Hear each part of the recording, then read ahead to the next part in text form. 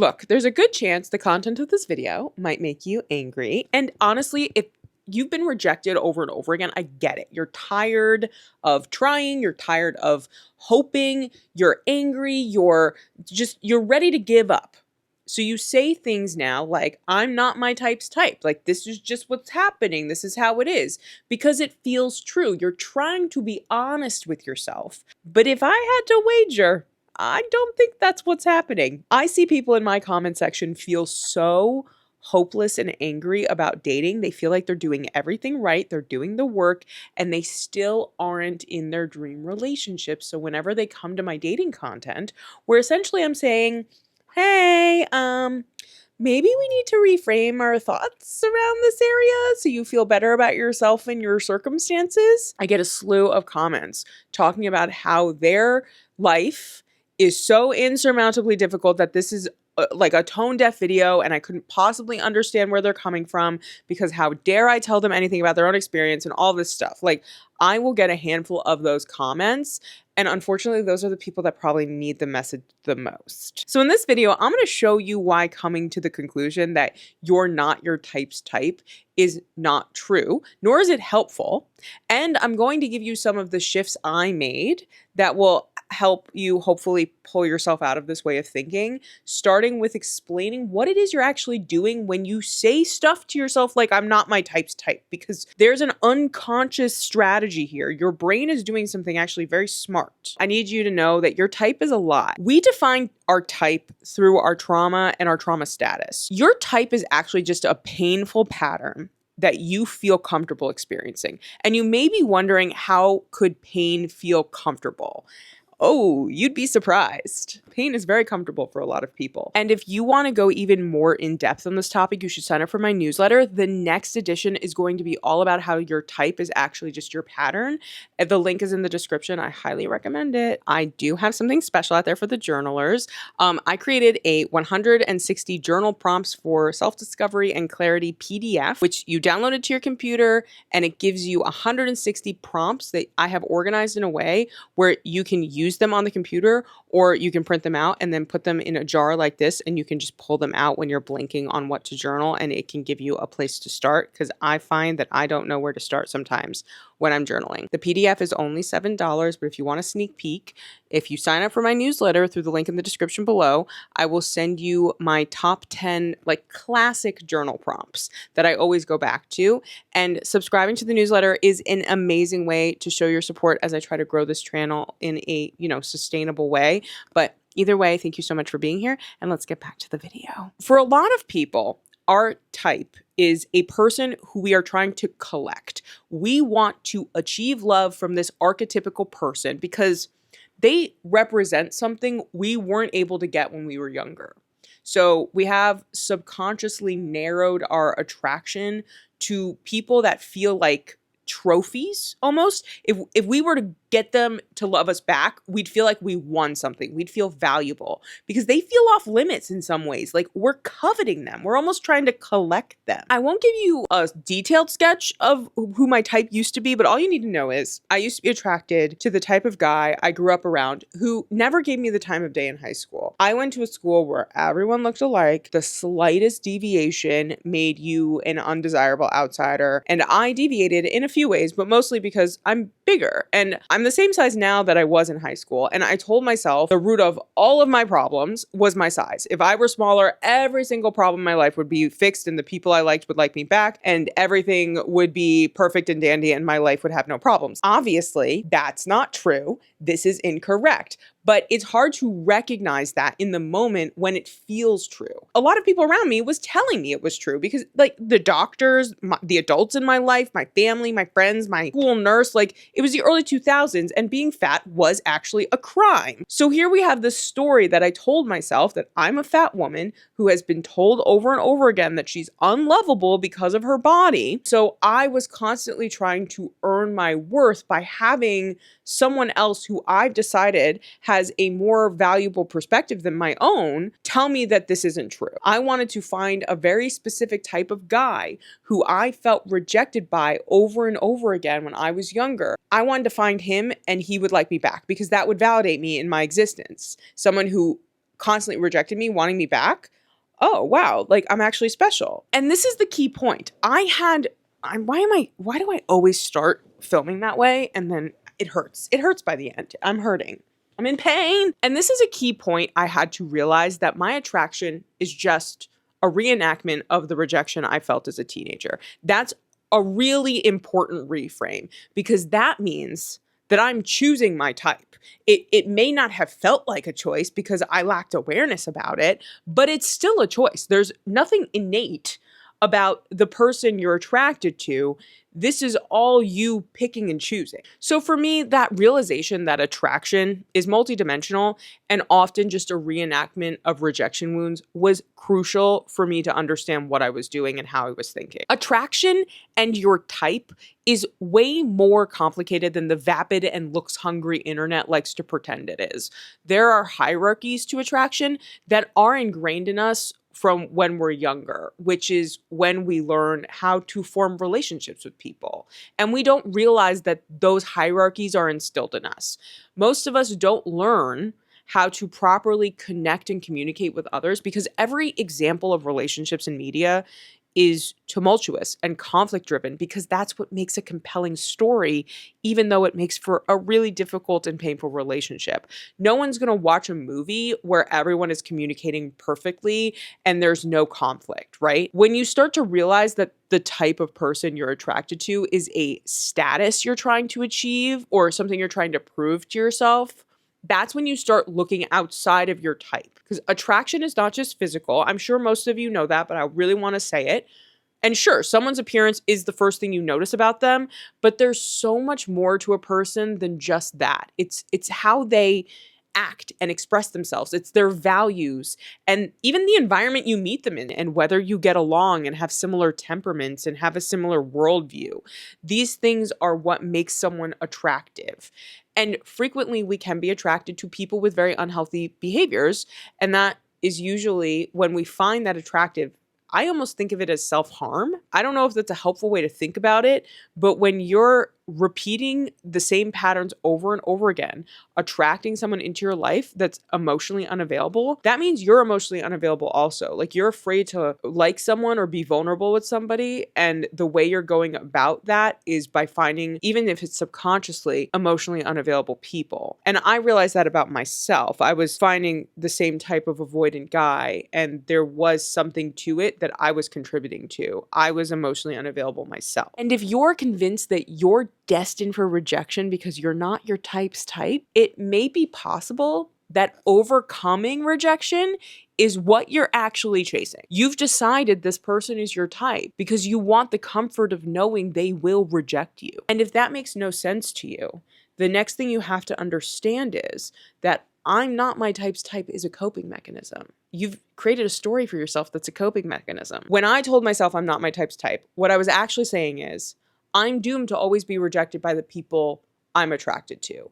And this may seem miserable, but it actually is a sneaky way of dealing with the trauma or the impact of rejection. This is a story that I told myself as a way of preempting rejection.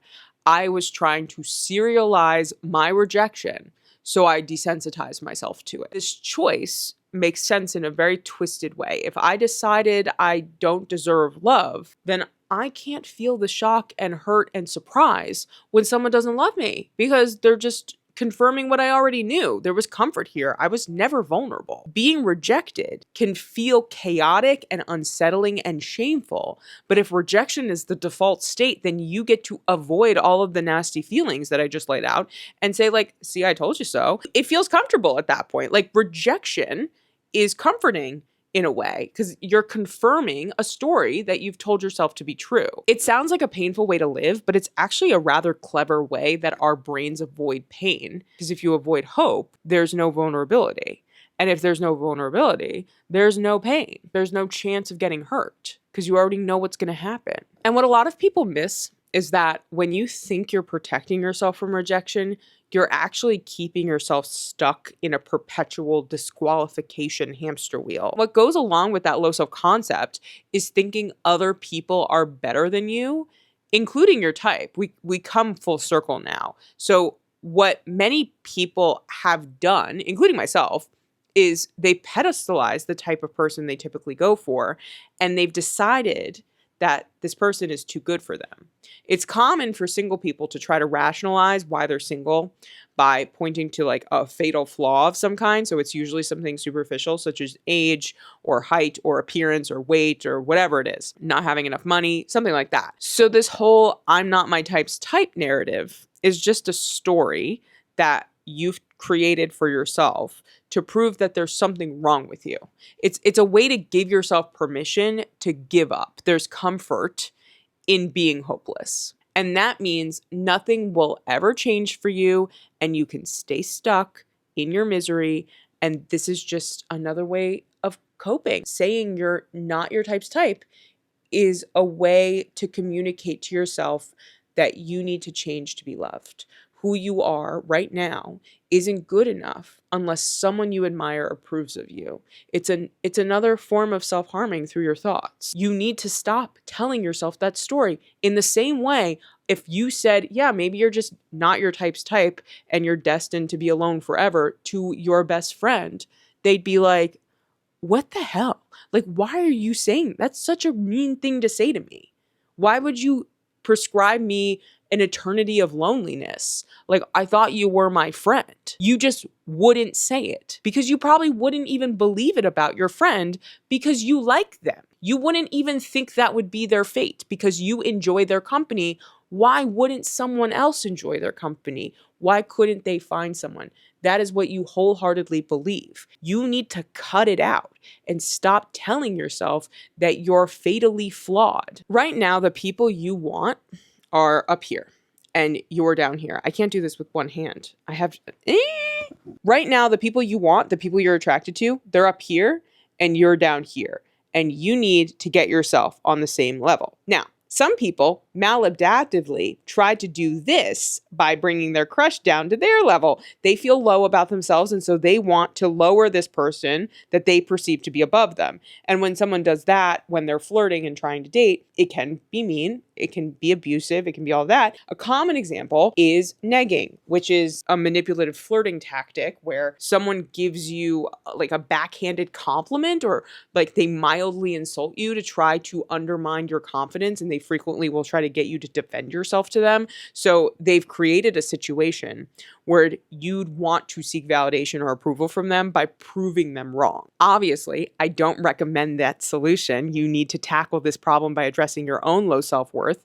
You have to rip apart this limiting story you've created for yourself. So here's how you can shift out of rejection-based attraction and actually enjoy dating again using the acronym R.E.P.S, because you've got to put in the reps in order to change your mindset. I don't know. It just worked, okay? It just worked. Don't come for my acronyms. The R stands for reframing your inner dialogue. Let me ask you this. If you have in your head that you're defective and no one normal could ever like you, what results do you think that will yield? You don't have to even think about the other person's action. I'm talking about your behavior. When you're walking around with this in your head, how do you think you're acting? Because when I thought I was a troll that lived under a bridge and other people would be offended at the idea that I was even attracted to them, I wasn't actually communicating attraction. I was being a creepy weirdo when I interacted with them. That's the technical term. I would avoid eye contact. I would act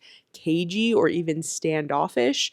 And quite frankly, I would start thinking terrible things about them. My inner dialogue was like, oh my gosh, he's so cute. He'd never go for me. He probably would have ignored me in high school or even bullied me. I can tell he's superficial. He probably only goes after supermodels or something. Like, I don't have a chance with him. Like, what was I even thinking? My inner dialogue is denigrating this complete stranger as a way of protecting myself. And I'm just being mean. I've just created this evil villain in my head that this guy is too hot to be into me. And so he must be superficial. And if I were to interact with this person after thinking those things, what do you think that interaction would look like? Would I come off as warm and open and inviting? No, I'd be Like, I'd be rude. And he'd get the idea that I wanted him to be as far away from me as possible. So instead of judging this person and trying to come up with all of the ways they may hurt you, just think of one compliment you might give them just based on observing them. It could be appearance-based, sure. It could be that you think they have a great laugh, or that they're an impressive dancer, or you love their energy, or you like their haircut. If you start to hear yourself being a jerk in your head, cut it out and think of something nice immediately. Counteract the mean, because that is not going to get people to warm up to you. The E in R.E.P.S stands for expose yourself to low stakes rejection. Liking the man who may have bullied you in high school isn't the problem. Believing you're disqualified from them liking you back is the root of your problem, because what you're actually afraid of is rejection. Rejection will not kill you. Rejection is a part of life.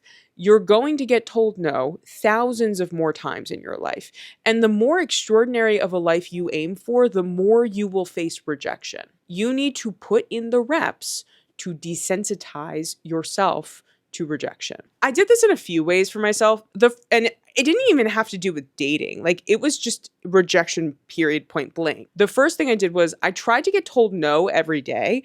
And that doesn't mean I go out of my way to get told no. It means what is something I think someone's going to say no to? Like, I'm going to make an ask and I'm like, oh, this is too big of an ask. They're definitely going to say no. I'm not even going to bother. And I stopped saying no to myself. And I would say, let me just try to get a no out of somebody. If I expect a no, and we'll see what happens. And this can be a bunch of things. This could be asking for vacation time at work, asking for a favor from somebody. It could be applying for jobs. It could be applying for grants or projects, something that's you're really passionate about. It could be cold outreaching to someone you've always wanted to talk to, and you're like, oh, they're never going to reply to me. But that is you telling yourself no. Don't tell yourself no. Let someone else tell you no. The second thing I did was I just started talking to more strangers when I'm out. And I know that there's a lot of people online now who may be younger and they experienced the internet as their primary, like, public space, I guess you could say. And so being actually in person feels like an intrusion. It feels like conflict to go up to somebody almost. At least that's my perception of it. And I understand, like, I used to have social anxiety when I was younger. And the way I had to get over that was by just talking to people that I don't know. I started talking to one stranger every time I went out. I didn't have to be attracted to them physically. I just flexed the muscle of starting an interaction and seeing where it took me. Sometimes they would reciprocate. Sometimes they'd be annoyed with me or think I was a weirdo. And guess what happened? Nothing. I survived. I'm fine. And now I actually talk to strangers for a living, like, as my job. It's pretty funny. But if you do this enough, you talk to people enough with no expectations, you'll recognize that people are nicer than you think they are. Like, they're more open than you realize to just interacting. And your confidence in your ability to have pleasant interactions with people increases as you do this. And you're going to forge a stronger connection with yourself, which is what matters here. Because right now, odds are, you think you're the gum at the bottom of someone's shoe. Like, you think you are a disgusting inconvenience, and that perspective is going to land you in the garbage like the gum. I may be overextending the metaphor, but you get the idea. You need to just be comfortable exposing yourself to more people, because you're going to realize that everyone is at your level. Everyone is all equal. You have to stop pedestalizing people and thinking that you're bothering them. You're not. It's fine. You have just as much of a right to be in that space in public and to talk to that person as anyone else. And I know that there's some internet wars about this right now, but those people are on the internet and thinking too much about it. People are meant to talk to one another when they're out and about. It's not a big deal. And I feel like the internet has shown us the most conflict-driven content, like the most outrageous people. And those are the fringe people. Those are the outliers. Most people are nice. Most people want to get along with other people. The internet is showing us the worst of humanity and has a conflict bias. that is not what's going to happen in public in person. Most of the time, people are going to be nice to you. And the reason I connect this to rejection is because I feel like so many people are like their social anxiety is fueled by this fear that they're not going to be accepted by the people they're talking to, or they're going to make a fool of themselves to the people they're talking to. And it's really, most of the time, no one really notices or cares. And so by doing it over and over again, you realize it's not really a big deal. You have to put the reps in.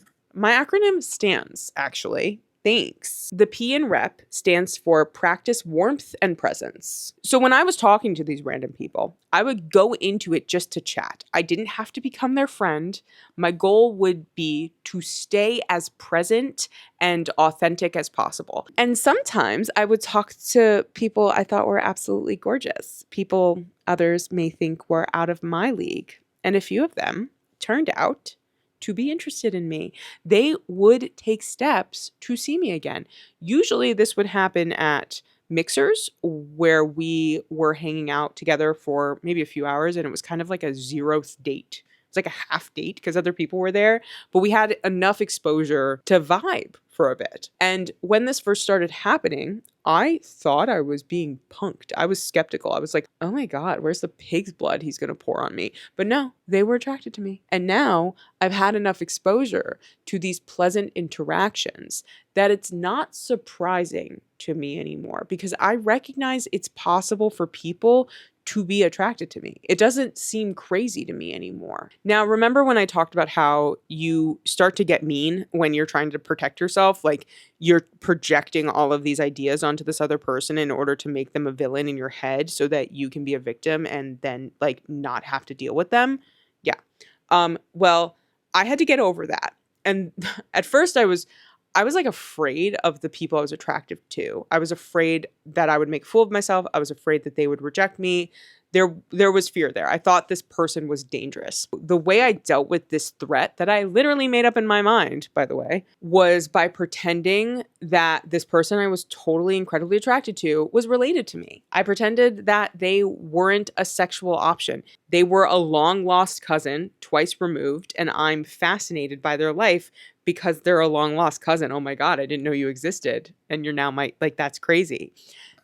And that seems silly, but it created an intrinsic curiosity that the other person can feel. Like they could sense my interest in them, even if it wasn't sexual. It was simply presence.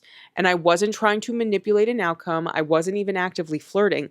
I was just tricking myself, my silly little brain that's overthinking, into connecting with someone and active listening to them and not being preoccupied or distracted by my thoughts and anxiety. Your warmth and presence becomes an invitation instead of a defense when you do this. And that will allow the right people to find you and get a sense of who you really are. Because when you are stuck in that place of feeling terrified of rejection and of people finding out you're a fraud and you're the troll under the bridge, no one is going to really be interested in getting closer to you because they're going to sense this wall up.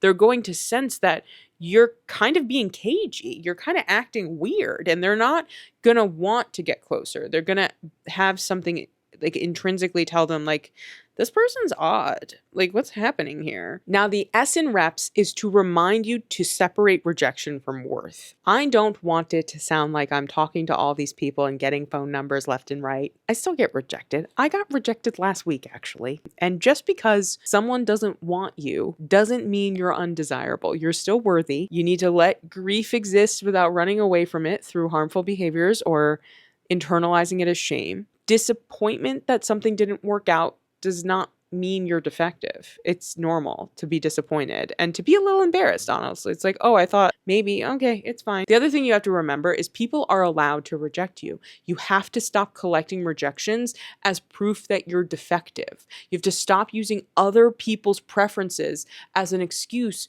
for why what you want isn't possible. Those two things are not related. That other person does not get to dictate the trajectory of your life. You have to let grief exist without making it mean you're broken. It's okay to feel sad or to feel angry that someone you want isn't reciprocating, but that doesn't mean you need to change who you are. That doesn't mean that you try to control them and change their way of, or fix them, or fix every problem they have so they'll go for you. Because so many women think, if I suffer for him, he'll finally love me. And that's not how this works. That's not going to work out for you. And if you're still caught up in this idea that you're an ugly troll monster living under a bridge, you have to watch this video next about how you can stop believing you're ugly, because I promise you most of it is in your head.